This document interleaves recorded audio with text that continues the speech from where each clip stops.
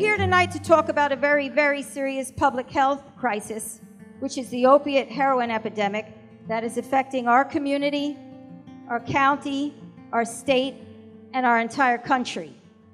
Years ago, heroin was more of an issue in the inner city, but today it's a big problem in the suburbs and in rural communities. Heroin use in the entire country has increased by 63% since 2002. It's when I hear the phrase, the war on drugs is over and we have lost. I can't tell you how that makes my blood curdle when I hear that, because it's sending the message, let's just forget it. We're never going to win, so why bother to fight? It's no longer a matter of arresting people, it's about dealing with the issues. As it was said inside, it really is a dysfunction of our brains when addiction sets in, and there is no saying no to it. When you're hungry, you eat. An addict is starving all the time.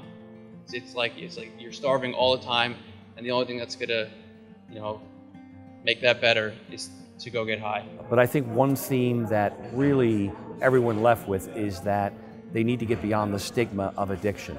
They can't feel that it's an embarrassment for their friends and neighbors or even their own family members to know that they have addiction in their household. We know that we are not going to arrest our way out of this. It is not going to happen. I also know that there is no such thing as rock bottom in addiction.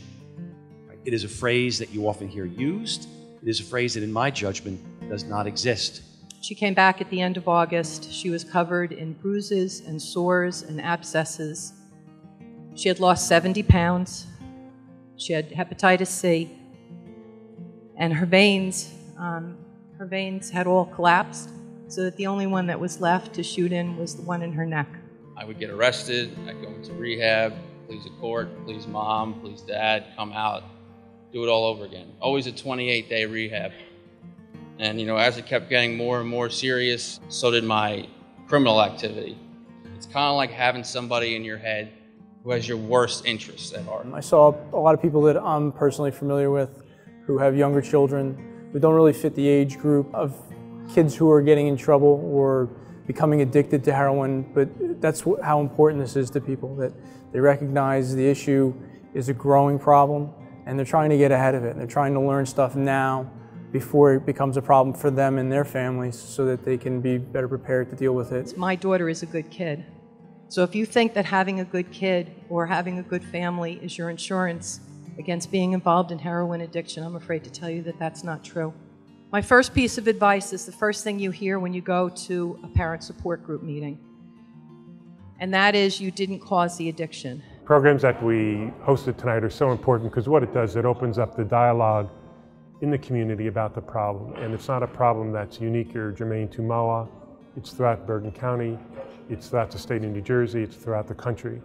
Years ago, we referred to these people as addicts because we saw them in street corners. They were homeless, they were in New York City. But today there are neighbors, there are friends, there are relatives, there are family members. Even if a guy goes in there, his first day, he doesn't want to be there. He's like a month sober. His brain is so messed up from drugs. But if you keep him there for long enough and you keep the drugs out of his system for long enough, he might actually start to come around. Clearly there were people in this audience that got something out of today's program. And that really is the measure of success for us, is helping someone to find that next resource to continue the conversation about the problem, the issue of addiction and heroin.